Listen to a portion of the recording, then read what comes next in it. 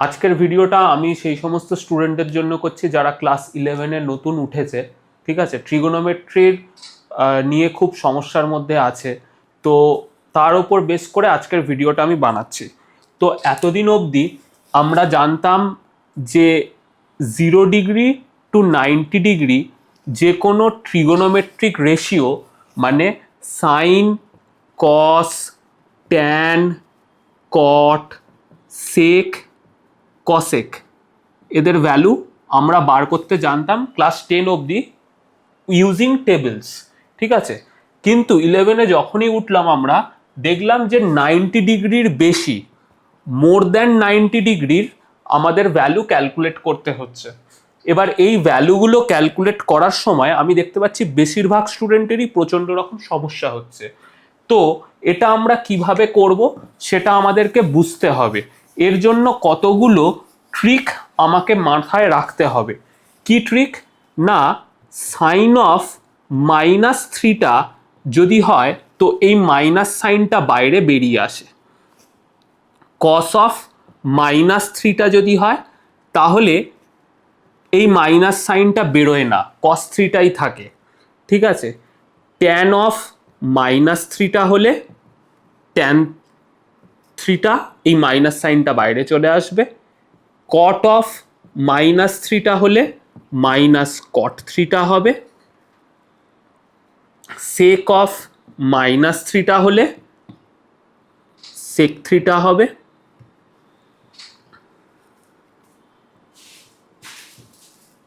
Cosec of -3টা হলে minus cosec 3টা হবে। এবার আমরা যদি ভালোভাবে দেখি, কস আর সেক এই দুটোতে নেগেটিভ সাইনটা বেরোচ্ছে না, পজিটিভ থাকছে, আর বাকি সবার ক্ষেত্রে আমরা দেখতে পাচ্ছি নেগেটিভ হয়ে যাচ্ছে।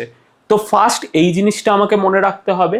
সেকেন্ড, আমরা একটা কোঅর্ডিনেট দিয়ে বুঝবো, এটা হচ্ছে আমার ফার্স্ট কোঅর্ডিনেট, এটা আমার সেকেন্ড কোঅর্ডিনেট, এটা আমার থার্ড কোঅর্ডিনেট, এটা আমার ফোর্থ কোঅর্ডিনেট।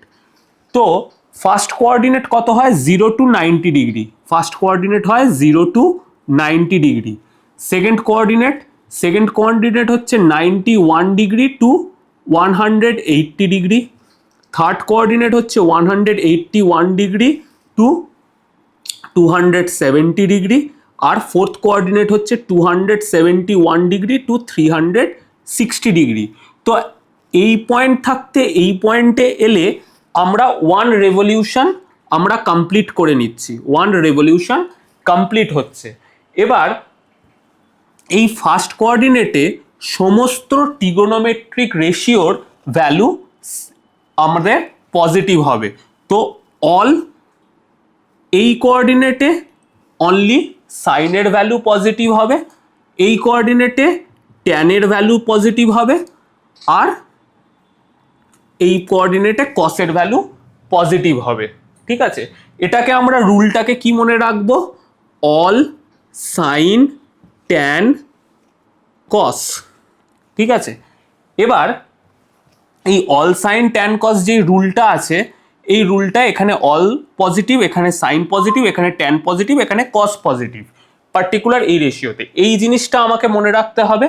আরেকটা জিনিস থার্ড যেটা মনে রাখতে হবে সেটা হচ্ছে π/2 এর অড মাল্টিপল নাকি π/2 এর ইভেন মাল্টিপল, ঠিক আছে। π/2 এর যদি অড মাল্টিপল হয় তাহলে যদি আমার অঙ্কে সাইন দেওয়া থাকে কস হয়ে যাবে, কস দেওয়া থাকলে সাইন হয়ে যাবে, ট্যান দেওয়া থাকলে কট হয়ে যাবে, কট দেওয়া থাকলে ট্যান হয়ে যাবে, সেক দেওয়া থাকলে কসেক হয়ে যাবে, কসেক দেওয়া থাকলে সেক হয়ে যাবে।